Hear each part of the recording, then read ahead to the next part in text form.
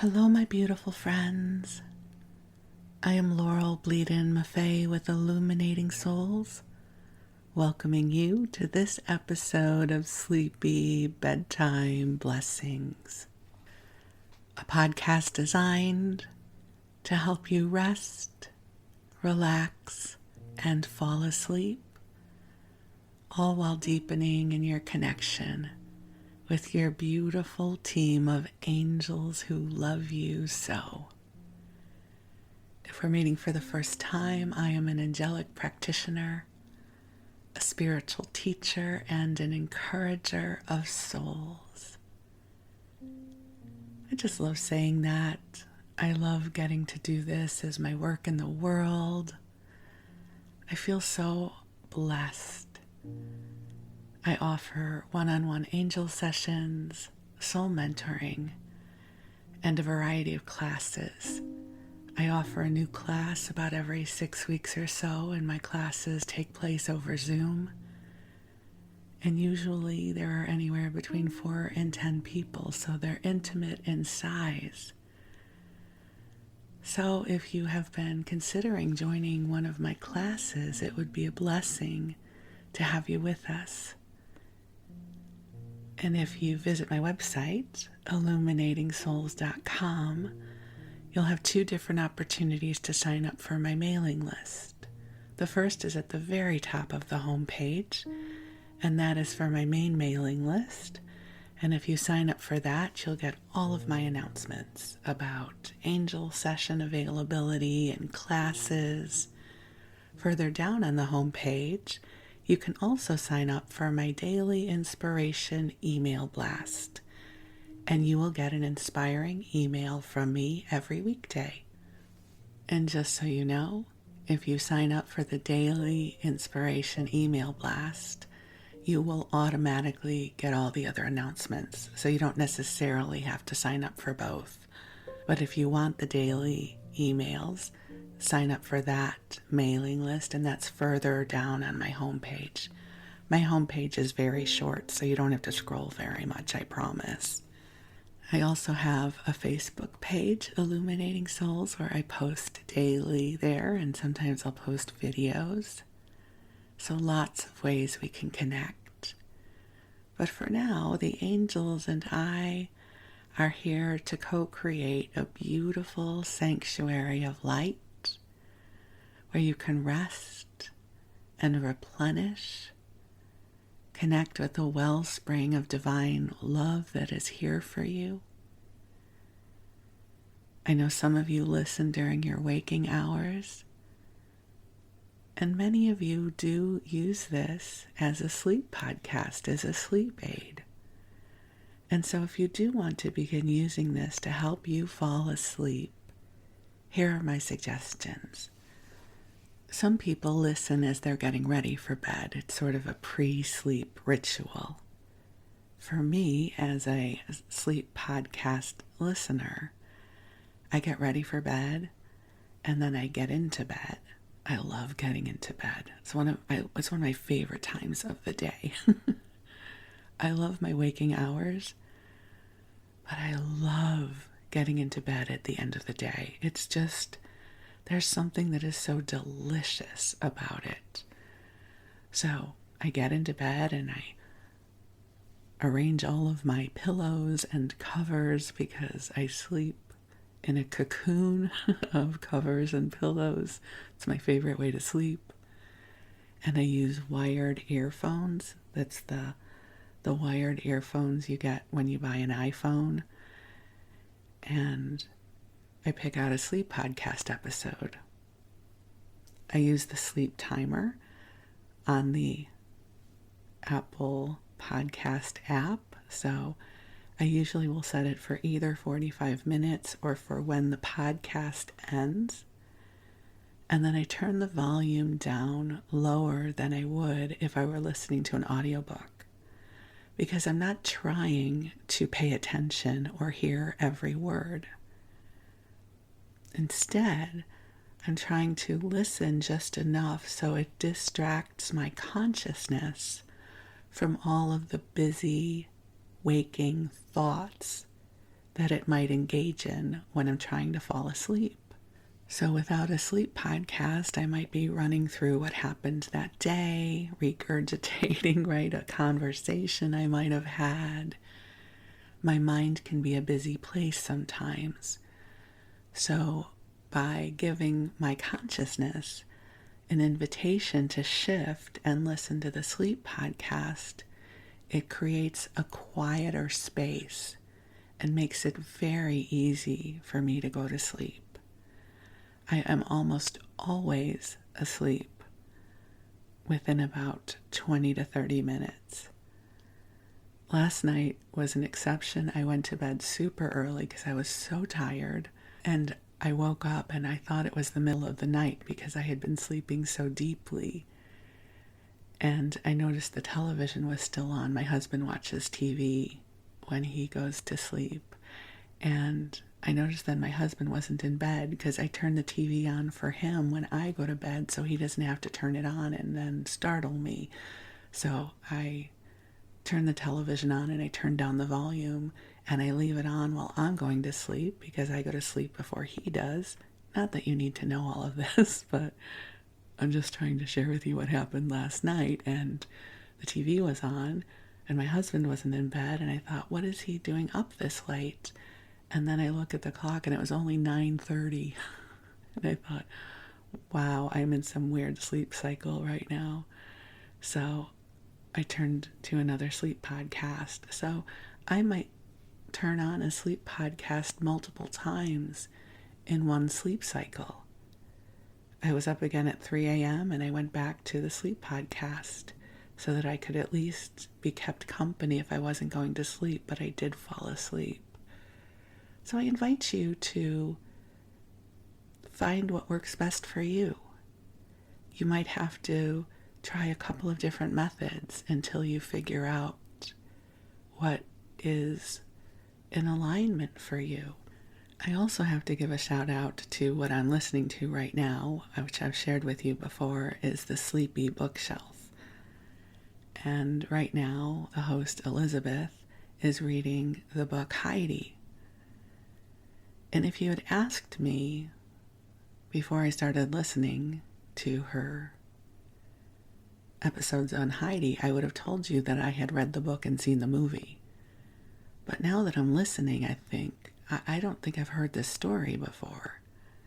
I think growing up, Heidi was so iconic that I just felt like I knew what it was. And I think somewhere in my younger years, Heidi and Pippi Longstocking archetypally overlapped somehow. I can't quite figure it out, but I realized I don't think I've ever read the book Heidi. So I'm thoroughly enjoying it.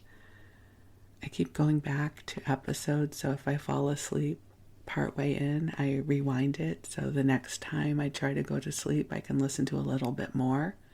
I'm now caught up, and I'm eagerly awaiting for tonight's episode to drop so I can hear the next episode. I think there's only 2 more left, and then we'll be done with that book.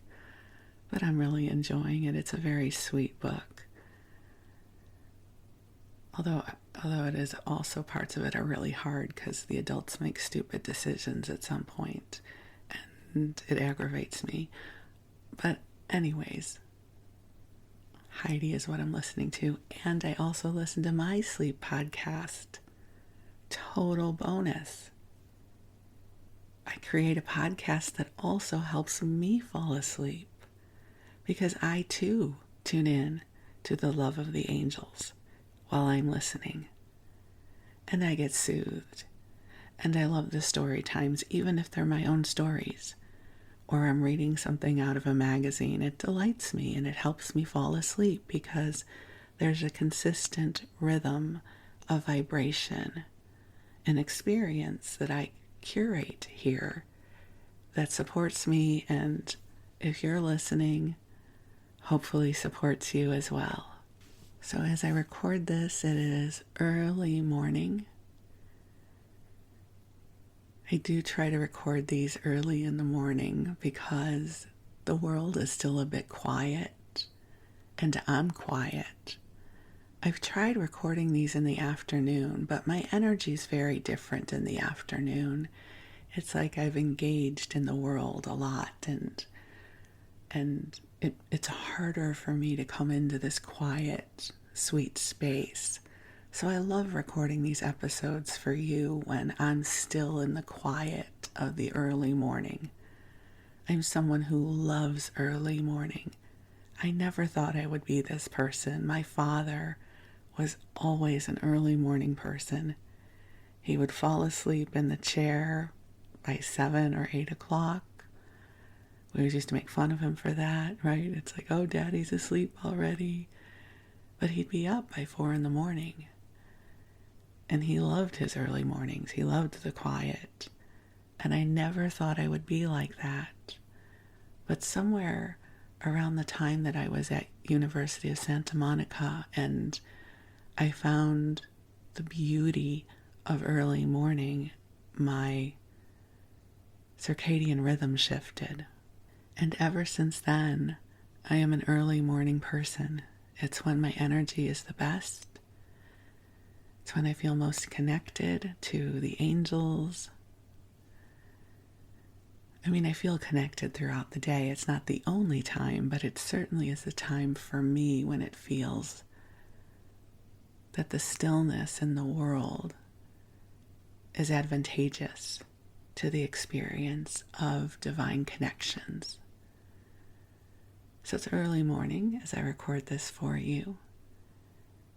And I'm so grateful to open my day in this beautiful sanctuary of light with you and for you. So I want to invite you to get comfortable and cozy in whatever way works best for you. And I invite you to take some nice deep breaths in and out. And I'm going to call the angels in. They're already here, but I love sharing the ritual with you.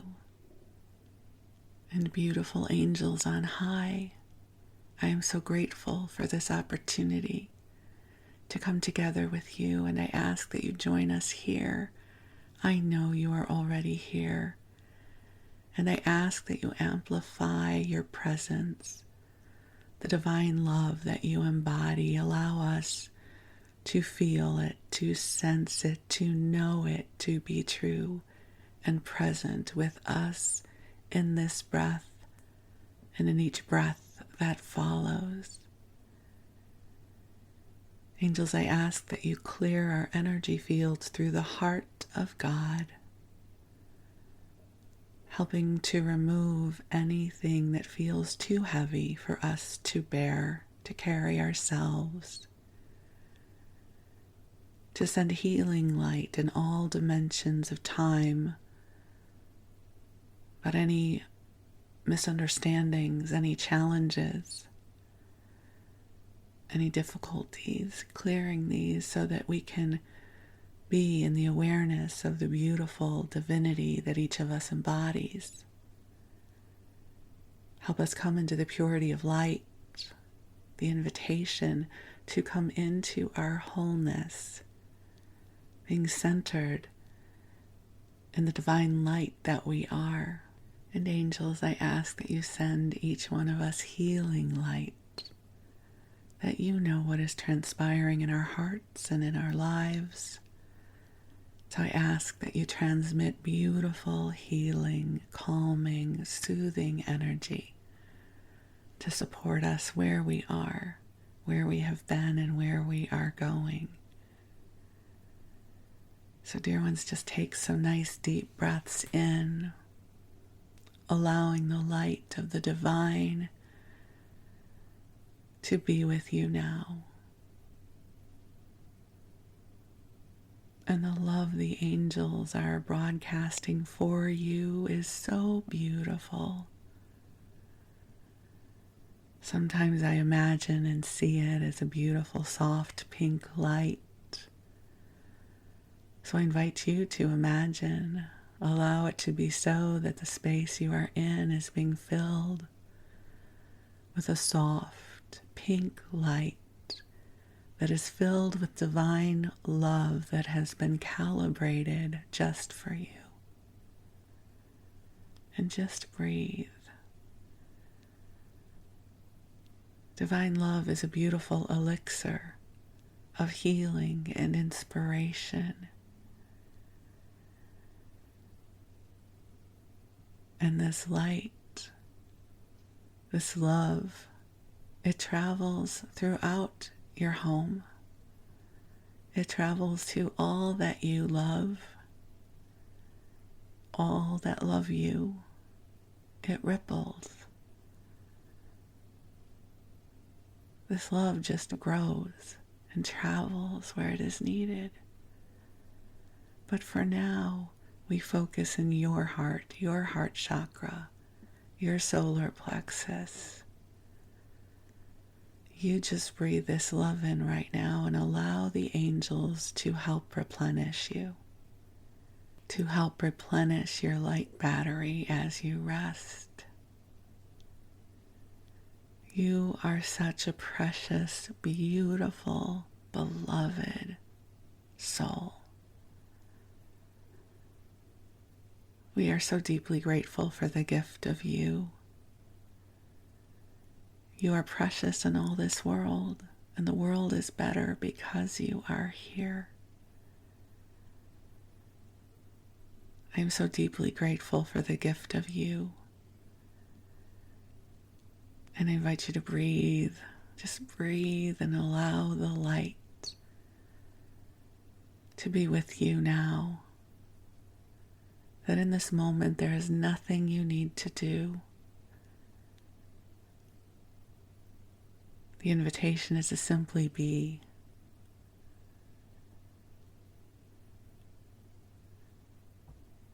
And I feel the love the angels have for you. It is profound. It is deeper than the ocean. It is brighter than the sun.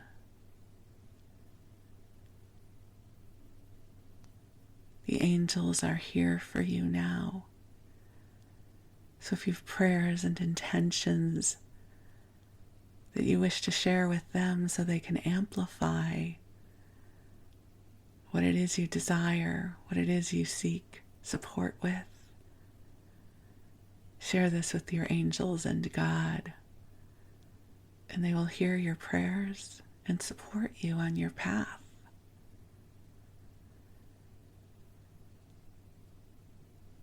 And ripple this love wherever it is needed. So I'm going to join you in this. In this moment, I too will bring my prayers into my heart. And I invite you to do the same. And just breathe. You don't even have to give them a voice. Just vibrationally bring them into your heart, and the angels will take it from there. And breathe, knowing it is so, knowing that your prayers have been heard and received, knowing that you are loved, knowing the support you seek is already with you and traveling to you. It will take form in new ways in the days and weeks to come. Things are in motion in your favor. But for now, we invite you to receive and rest and be. And while you rest, your angels will be with you. They will take good care of you. They will watch over you. And while you rest, I'm going to share some stories with you.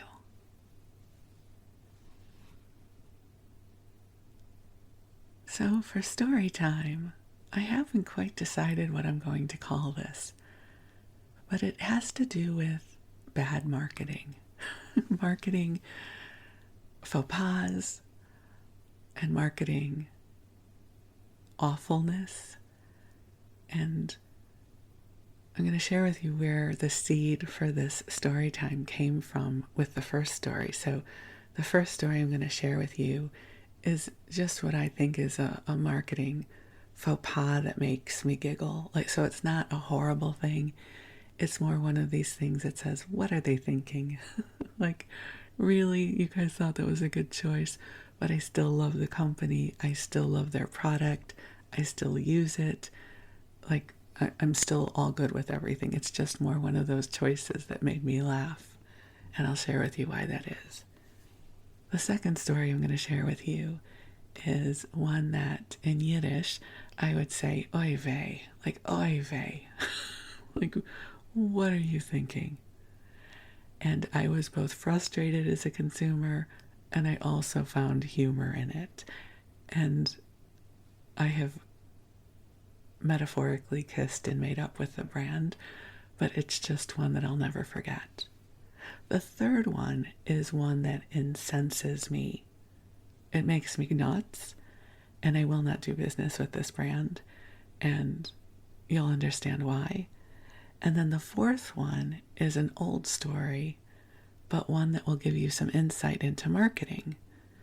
So let me first share with you why I'm so fascinated by marketing.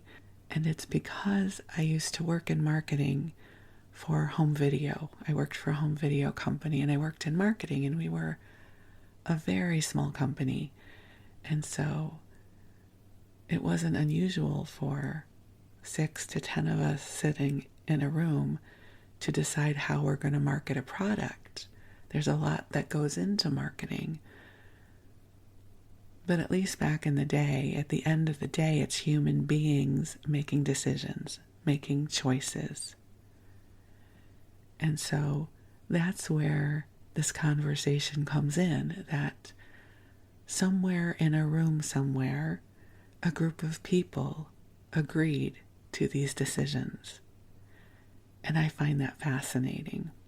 So it's not marketing that we experience today with social media or Amazon, where there are these giant algorithms that process all the data points and then make choices for us, independent of human decision. I'm talking about old school marketing, where a group of people sit in a room and make choices. That's what I'm talking about here. Okay, and I just need to say, even though it's early morning, there is a dog in the neighborhood that is barking, and every time I go to mute my mic and pause for it to bark, it stops. So if you hear a periodic bark, I apologize. I will try to edit out the worst of it. So if you hear an occasional bark, just chalk it up to ambient sound. So the first one makes me laugh, and actually, this is the one that was the catalyst for this episode. And I started remembering it when I was doing the crafting episodes, and I was talking about my passion for yarn. So back in 2020, when I started to do my prayer blankets and prayer shawls for people, I really came upon a yarn that I love that I found at Walmart. And it's by a company called Premier Yarns. And the type of yarn, it's called Premier Puzzle Yarn. So it's a variegated yarn, which means it changes colors in the strand. And the color that I loved, no surprise at all, involved purple. Purple and a little turquoise, and I just thought it was gorgeous. And so I bought it. And I got it home, and if you don't buy yarn, what you might not know is that each different color or colorway, as they use with yarn, has a different name.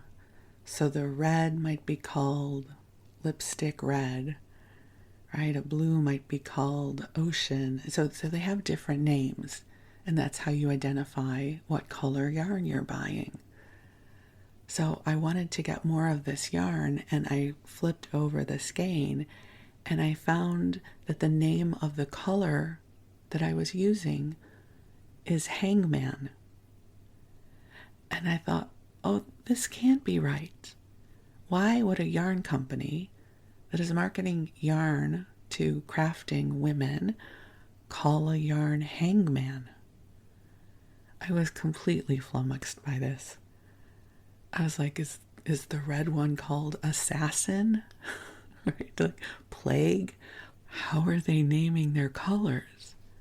So I went into their website to find that each of the colors is named after a game. So there's crossword, there's hopscotch, there's marbles. So different games you might play as a child determined what they called the colors. So hangman, they're not talking about the dark association of hangman. They're talking about that game we used to play as kids on a piece of paper with our friends. The reason I wanted to start off this episode with that is what I can't get over is in a room somewhere while they were naming these colors, and they had a list of names that no one said, hey guys, I totally get hopscotch and crossword. I'm thinking maybe we should take out hangman. I'm thinking the middle-aged woman at Walmart will not understand in an isolated incident why we are naming our color hangman. Why that conversation didn't happen, or if it did, why that person was overruled, I have no idea. But to quote the song, in the room where it happens, you would hope someone would have said, I don't think we should have a colorway named hangman because it might get lost in translation. So I still buy the color yarn. I think it's wonderful. No harm, no foul. I'm not offended. I still shop with Premier Yarns. The Premier Puzzle yarn is still one of my favorite yarns to work with. They have since abandoned the game naming strategy. So now I buy one called Bloom, which is gorgeous. It's pastel, beautiful. Another one named Citrus, again, gorgeous, vibrant colors. But it all started with Hangman for me. So that's my first what were they thinking marketing story for you.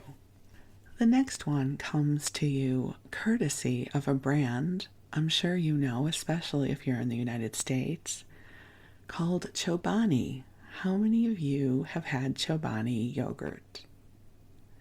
So, back in the day, somewhere around 2013, 2014, Chobani yogurt helped drive the U.S. mainstream market for Greek yogurt.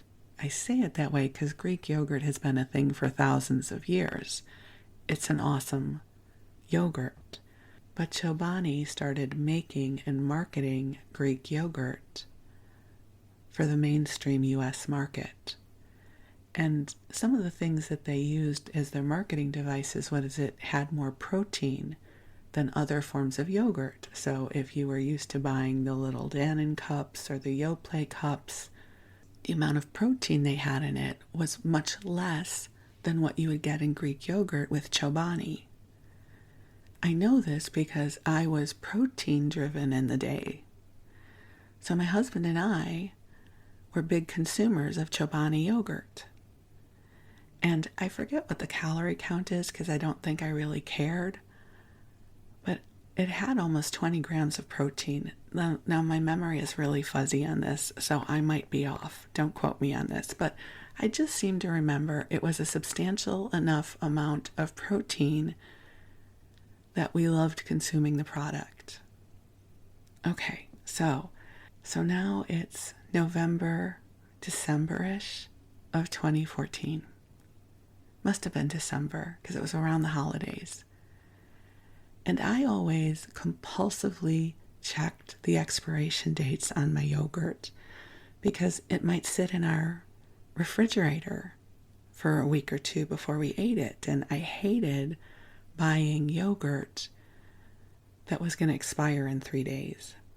So I was doing my usual purchasing habit of reaching far back on the shelf to get the latest date, and I notice in my hand that the one that has the earlier date is bigger than the one with the later date. The cups are not the same size. One is 6 ounces and one is 5.3 ounces. And yes, the calorie count is less, but so is the protein count. Same amount of money.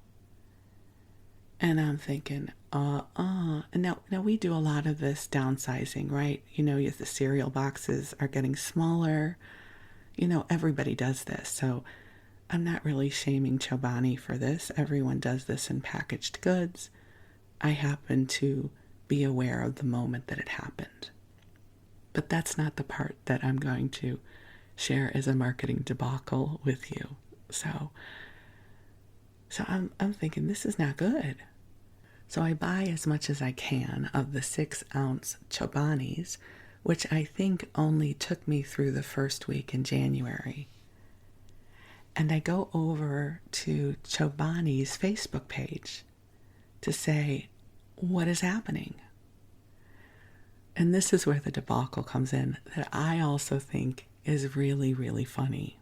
So it must have been right around Christmas. And the reason I say this is there was no way that Chobani's A-team was in the house when this happened. Because as people started going to their page to complain about the decrease in the size of Chobani yogurts, this was their party line. They didn't come out and say this is a cost-saving measure. We have decided that instead of raising the price of our yogurt, we have decreased the size of the yogurt so that we don't have to raise prices on you. And by the way, it brings us in alignment with industry standards. That would have been a marketing message I wouldn't have been happy about, but I could have respected. Now, before I tell you what their messaging was, I also have to tell you that other market leaders were selling yogurt in 5.3 ounce cups. At some point, the downsizing had started across the industry, and 5.3 ounces was becoming the industry standard. Much to the chagrin of the consumers, might I add. I would have been happy to spend another 20 cents on a cup of yogurt if I could get more quantity in a single serving. But nobody asked me. So here's where the bad marketing messaging comes in. The messaging that started coming out of Chobani's Facebook page, whoever was behind the scenes, was that we reduced the size to avoid consumer confusion. Since other market leaders are at 5.3 ounces, to make sure that our customers would not be confused, we have reduced the size. So the key part of that messaging was they reduced the size so that I, as a consumer, would not be confused. Terrible messaging, right? Please don't pretend that you're doing me a favor here.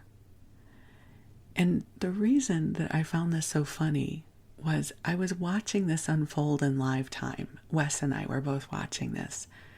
And I have to believe there was some marketing intern that was assigned to monitor Chobani's Facebook page over the Christmas holiday while everybody else was on vacation.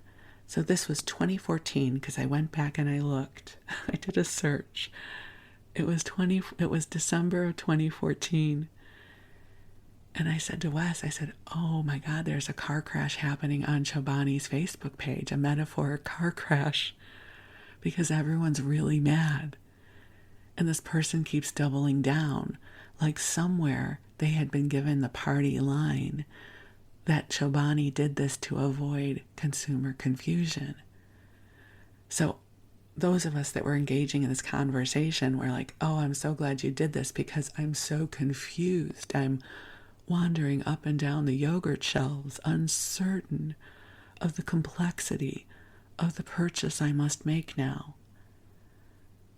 That I can't possibly do the math in my head and understand the complexity of why Chobani yogurt has a bigger cup than Dannon. And oh, by the way, Chobani, up until this point, your marketing has consisted of you shouting from the rooftops that you have broken the mold, that you are a trailblazer, that you have opened us up to a whole new world of yogurt options. And if you are a trailblazer, can you not be the trailblazer that continues to give us 6 ounces rather than acquiescing to the perception that we are so profoundly confused at the marketplace that we would not consider continuing to buy from you? So whoever this was behind the scenes on their Facebook page kept trying to put out the controversy by saying, we're trying to alleviate confusion in the marketplace. We don't want you to be confused when you compare us to another brand. And then we would chime in saying, we're not comparing you to another brand. Don't you remember? You are it. You are unique. You are the trailblazer that has brought Greek yogurt to mainstream marketplace. We are not confused. We know who you are. We know your product. We love your product. And we want to continue buying from you at 6 ounces. And this poor intern, I'm calling them an intern. Maybe they weren't. Maybe they were the vice president of marketing. I don't know. It felt to me like it was an intern. Just kept trying to double down on this messaging. Now, for anyone who's ever been in marketing of packaged goods, you know that when these things happen, you have a meeting really quick. And you're like, our messaging isn't working. What do we do? And that did not happen until after the holidays, well into January. Now, they still talked about they were doing this to avoid marketplace confusion, but at least somebody who was a vice president at the company started to rework their messaging. I just will never forget that because it was such a funny conversation where all of us who are Chobani fans were saying, we're not confused. We can do math. We understand how to read a label. We are not wandering the aisles, completely perplexed by the state of the yogurt industry. We love Chobani. We want to buy it in 6 ounces. I actually think Chobani would have been heroes if they said, we're sticking with the 6 ounces. We're just going to raise you a nickel. Like, how much could it actually have been? But I digress. I rarely buy Chobani anymore, just so you know. It's not my brand. But it sort of broke brand loyalty for me when that happened. I thought, well, if they don't care about me, I don't care about them. And it's interesting, right, our relationship to brands. Which brings me to my third one that I want to share with you. And this is one that incenses me and has for years. It has to do with a plus-size clothing company. As you know, I'm a big girl. I'm a big person. I wear plus-size clothing, and I have for most of my life.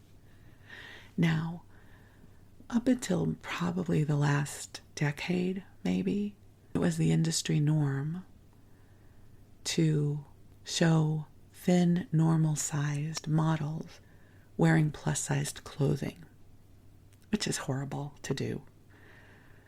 And that would require an awful lot of clothespinning, pinning, manipulation behind the scenes to get these size 6 and 8 women into these larger clothes. Thankfully, for the most part, brands don't do this as much anymore. They still tend to show clothing on models in the mid-size plus range, 14, 16, 18. Not a lot of brands will show models in extended sizes, 24, 26, 30, 32. But this one brand in particular is the one that I loathe for this practice. And I know that is very strong language. The bigger brand, the parent company that owns these other brands, is Full Beauty Brands. But they first came onto my radar with their catalog called Romans. Now, if you are plus sized, you have likely received this catalog at some point because people buy mailing lists, which is going to be our fourth story, but I'm still here with Romans. And Romans, their clothing line is not hip and trendy. Their clothing, to me, is made for middle-aged and older, heavier women who maybe want to look nice but are not profoundly fashion forward. So it's not uncommon to see a caftan, a muumuu, right? Resort wear. I'm not making fun of these clothes. Listen, I'm 61 years old, but I still don't wear muumuus, but I'm just saying, right? I want to look cute still. But what they do is they show these clothes on very young, beautiful, thin models. And it's ridiculous. There is no way that this girl or woman, I'm sorry if I'm using the wrong aging noun, would ever wear those clothes. Go ahead, look up a Romans catalog online and you tell me if those models would ever actually wear those clothes, and those clothes are not in their size. So that this day and age that Romans is still doing this maddens me. And Full Beauty Brands, who owns Romans and Women Within, and purchased one of my favorite plus-sized brands, Catherine's, engage in this behavior across all of their brands. Now some of their brands use models that are size 12 or 14. And listen, lots of love to women who are size 12 and 14, but that's still not representative of the spectrum of plus size clothing. Like, I'm a size 24, 26. I would like to see what clothing looks like on someone who's my size. It is helpful for me. So if you go to the parent company's homepage of Full Beauty Brands, tell me if the visuals to you indicate they're serving the plus size market. I just did this the other day in preparation for this episode. And there's nothing on that to me that says that they're marketing to me. Versus other brands, Macy's, Lane Bryant, Kohl's, Target. You will find larger women modeling their clothing. So, what has puzzled me over the years is somewhere there is a room where this decision is being held up.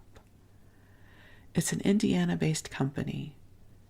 Somewhere there is a room where human beings are continuing to make the decision and to double down on their choice that they are going to use regular-sized models to showcase their clothing lines. It's abhorrent. This is a multi-million-dollar company, and they are refusing to acknowledge and reflect the truth of their client base.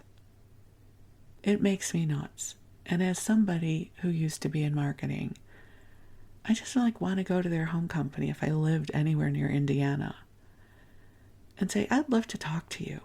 What is happening in your meeting room? What is going on in your meeting room? And are you doing research? And what is your research telling you? Is it really telling you in this day and age that plus size clothing consumers want to see the clothing that they might purchase and wear modeled on young, thin women? Because how can you possibly be involved in this marketplace and believe that this is what we want? So, this is one that really gets my goat, as you can tell. So, I used to love Catherine's as a plus size clothing store, but over the pandemic, they wound up getting sold to full beauty brands, and their brand has since changed, which makes me so sad. So I will still go onto eBay or Poshmark and see if I can buy some of their older clothing, which I loved, but I will not buy from them anymore because I will not give them a penny of my money because I think what they do is horrible and I'm angry with them. Okay, fourth story. This will be a good one to end on because in some ways it's funny and horrible all at the same time. So this would have been somewhere in the 90s. So again, I have a background in marketing. I know about list buying. So what list buying means, and this was especially true before social media and Amazon algorithms, that if you were selling some kind of housewares, let's say you're a small company and you wanted to sell housewares, and you would go to a list broker and you might want to license, buy a subset of Crate and Barrel's list. You might say, I'd like to purchase a subset of Crate and Barrel's catalog list of women who are in these urban areas. So it can get very, very specific. And when you license the list, you don't own the list now. You send whatever it is that you're going to market to this list. So let's say a catalog, you would send that to the list broker and it would get approved. So ultimately, the list owner would have approval rights over what is getting sent to their list. And you would have the ability to use it for one mailing or two mailings. All of these specifics would be worked out upon purchase. So very complex and well guarded. So if you were the list manager for a big brand, you would care about what was ultimately getting mailed to your customers. So back in the day, if you ever placed an order over the phone and someone said, in the upper right hand corner is a code on your mailing label, what is it? They would enter that into their database because then they would know, is this a list we want to buy again? So that's how it was done back in the day. So, setting the stage for this particular marketing faux pas, I received a catalog by mail addressed to me. I was Laurel Bleadon at the time. I was not Laurel Bleadon-Maffei to Laurel Bleadon. I lived on the west side in an apartment. I ordered from places like Pottery Barn and Crate and Barrel, so kind of on trend, semi-urban Los Angeles dweller. I get a hunting catalog. A hunting catalog about guns, deer urine, knives, camouflage, like the whole shebang on if you were somebody who hunted, you would be delighted by this catalog. I am horrified. I'm thinking, what list have I gotten on that they think I am their customer?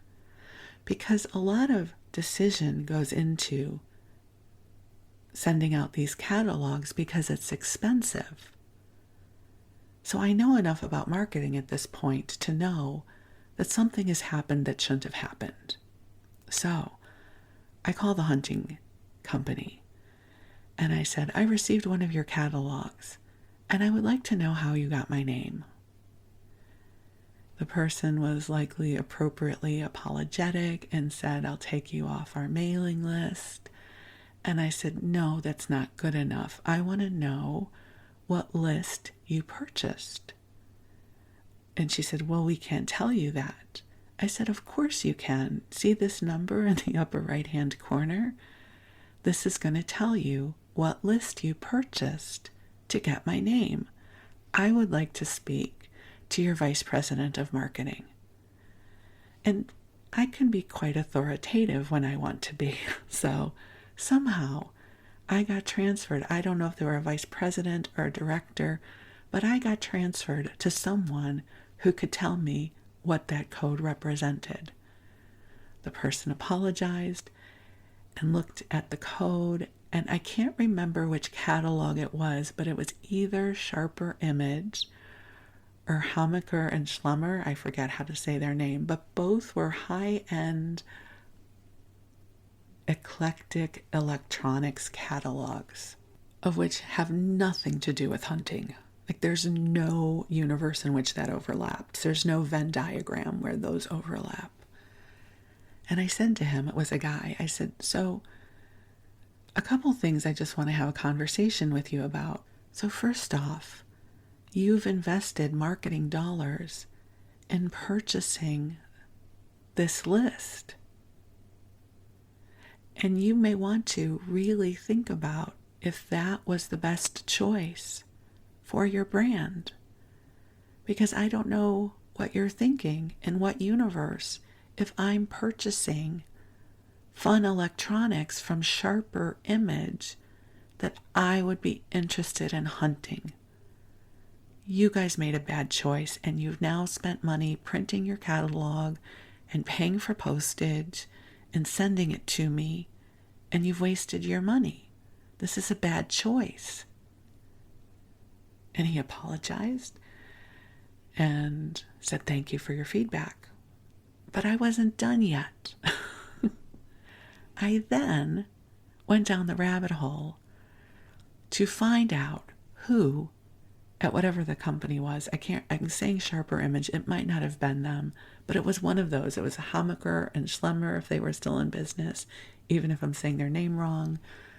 But I called them and I said, I'd like to talk to the person in marketing who manages your list rental. See, I'm dangerous when I have a little bit of information. And I somehow got on the phone to the right person. And I said, are you the person who's responsible for your list rental? And they said, yes. You know, they have a broker, but ultimately they manage that relationship. I said, well, I need to tell you that whether it was your list broker or someone within your own organization approved this hunting catalog company to purchase your list and send me a hunting catalog. And I don't think that's appropriate. If you want to sell your list to somebody who's selling high-end electronics, even if I might not be interested, I understand the Venn diagram of that. That makes sense to me.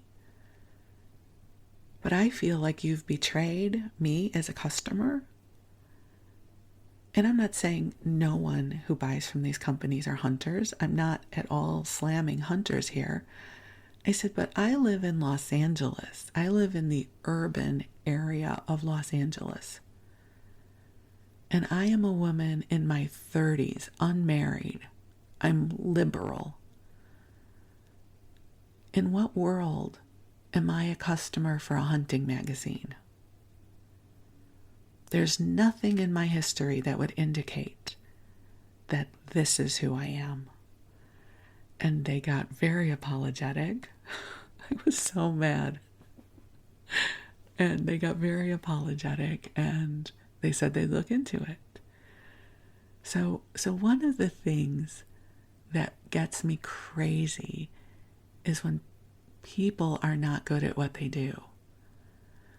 They should have never allowed the hunting company to purchase this part of their list. Now, it would be different if I lived in an area where hunting was popular. My husband and I spent a lot of time in central Washington where people hunt. I don't know that I would be too offended if I received some sort of hunting marketing information if I lived in an area where people are getting hunting licenses and hunting season is something people pay attention to. But I promise you, in my neighborhood of Beverly Hills adjacent, that would be in the vast minority of people. A lot of my marketing background has to do with birds of a feather flock together, which now, in terms of algorithms on social media and Amazon and everybody else, the computers do all of that, or whatever that electronic genie is, does that. But back in my day, it was human beings. We made those choices. And so we would have these big conversations. For instance, when I worked for the home video company, one of the brands that we marketed was PBS Home Video. PBS viewers and consumers, they have their own personality. There's a psychographic archetype that can describe that cluster of people. Now, it's a big cluster, but we would give serious thought to how do we reach them? What kind of conversations do we have with them? How do we take good care of them? How do we nurture this relationship? All of that is really, really important. So I went down the rabbit hole when I received this catalog, and I was like, okay, listen, everybody. Hunting catalog, company, list owner company. We need to do a little refresher course in Marketing 101. Bad job on both of you. I hope you learn from this. And I also have to laugh at my arrogance and thinking that I knew better than they did, but I did. I thought, there's no way that they are good at what they do, because this was a ridiculous choice. And then to Full Beauty Brands, total Razzie Award to you. What a disservice you are doing to your brand and your clothing designers and your customer base. You have the opportunity to become the hero of this marketplace because you carry extended sizes. Extended sizes are not always easy to find. And if you did a brand overhaul and began modeling your extended size clothing on women who are the actual sizes that you sell, you could have a profound healing effect in the plus size clothing world. And you have just dropped the ball at every turn and show no signs of giving a hoot about your customer base. Okay, sorry, I'm getting very impassioned here.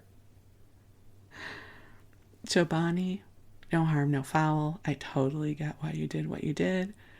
I just have to laugh over the marketing hiccups that were taking place on that Christmas holiday from 2013 to 2014. That was really funny. And to my premier yarn people, I love your yarn. Love your yarn. Please get the newer colors of puzzle yarn into Walmart. I really want to be able to buy blooms and citrus from Walmart because it's cheaper and I don't have to pay for shipping. And just as an aside, maybe you rename Hangman. When you're just shopping at Walmart, the name can be taken out of context. Not your finest moment, but I forgive you. So those are just some of my reflections on marketing challenges that I have seen. These are all in my opinion. Just my opinion, just one person as a consumer witnessing what happens in the world. And it should be said that I am not good at marketing illuminating souls either. People in glass houses and all that jazz, I don't like marketing. It is not my favorite thing. I just want to show up and be me and have everybody live happily ever after. I'm not good at applying what I know to my own business, which is why I don't do much in the way of marketing. I just let people know what I'm doing, and if they want to join in, that's awesome. So, just a little reflection from the Wayback Machine of marketing faux pas, marketing challenges, and what on earth are they thinking? So, hopefully this kept you amused. I don't know that this is my normal uplifting content, but it's also not horribly dark. I just thought this would make a funny episode. So I hope you enjoyed. Perhaps you're sleeping by now. I'm so grateful for the gift of you. I wish you the sweetest of dreams, and we'll talk again soon. Thank you.